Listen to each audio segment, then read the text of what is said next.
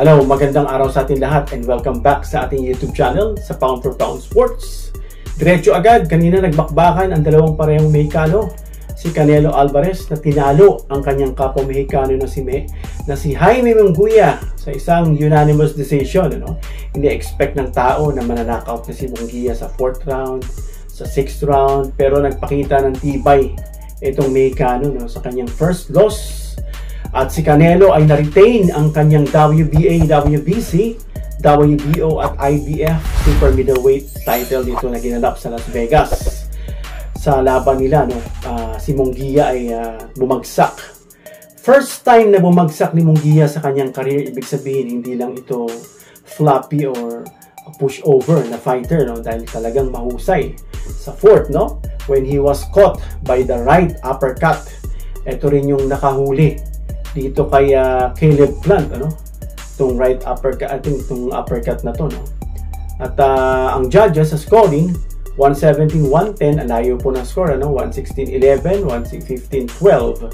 So si Alvarez, na nanalo siya, na meron na siyang 61 wins, 2 draws and 2 losses, while Munguia's unbeaten record sa kanyang 44th bout, first loss niya, Pero maraming natutuwa sa pagkapanalo ni Canelo, pero marami rin hindi pa rin kumpiyansa o tawag dito, konbinsido sa greatness ni Canelo.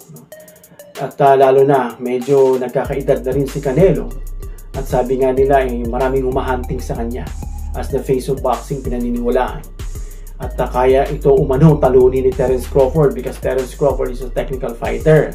I'm not sure if he will move to super middleweight. Currently, Terence Crawford is welterweight, and then light welterweight, and then middleweight, and then super middleweight. I don't know kung same power or same speed, but the IQ is still there. Again, styles make fight, so depende yan kung talagang paano mag-a-adjust ang isa't isa, Alam natin na Crawford has power and also Canelo, Pero again, as I said earlier, ito si Canelo is medyo tainted pa rin yung kanyang record, Kasi alam natin na may iniwasan talaga siya mga fighters, Meron talaga siyang iniwasan. Itong si Andrade, na kung panonoorin natin, Andrade is a really technical good fighter. He's not that power puncher, but he is good.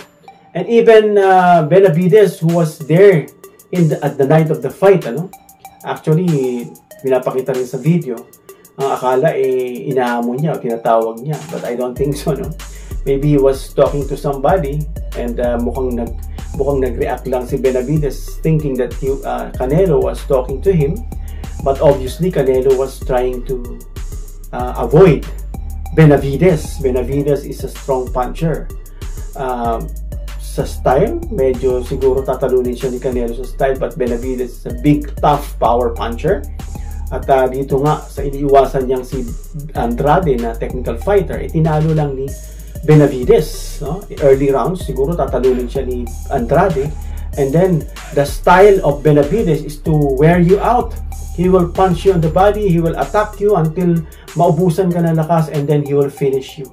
The same thing, na ginawa ni ang tawag dito, Bivol, kay Canelo. That is why Canelo was exposed, sa ganung klaseng type of fighter. And we can say that Benavidez is a kryptonite to Canelo. Marami pang nagsasabi sa kanya na even Crawford can beat him, but we're not sure about that. We are talking about those fighters in the same class muna. Yun muna kanyang kaharapin. Dapat harapin niya si Benavidez. And we know that Canelo is not getting any younger dahil umiidad siya. But anyway, yung pong pagkapanalo niya is isa na namang dagdag sa kanyang record. But everybody was not convinced because Munguia, hindi naman siya ganun kakilala. Even Munguia himself told to himself that I was never heard, and he was given a chance to fight Canelo. But the fans want Canelo versus Benavidez or Canelo versus Andrade, especially before times. Even Andrade was in the press con, trying to admonish the camp of Canelo to fight him, but Canelo was trying to drive him away. What's the reason? It's like kung talagang tinamaan ng ego mo, okay, sign the contract. No? So before, maybe that time, high risk, low reward. But I don't think so. Lalo na sa ngayon, no? Itong sila Benavides, na kailangan kaharapin niya ito, mga kabao, no? If not, hindi siya magiging fulfilled. Unlike Floyd, he was actually taunted, no, that he avoided Pacquiao for 5 years. And then he got the cue when he saw Pacquiao got knocked out by Marquez and slowed down. No? It was not the same Pacquiao who Floyd knocked out. Even Roy Jones attested to that.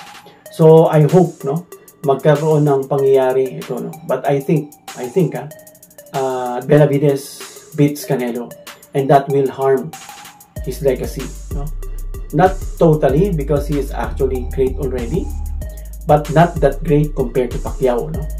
Even the other journalists or bloggers were trying to please him. They were saying that he is the biggest like this, but even Canelo himself, no, Pacquiao is huge.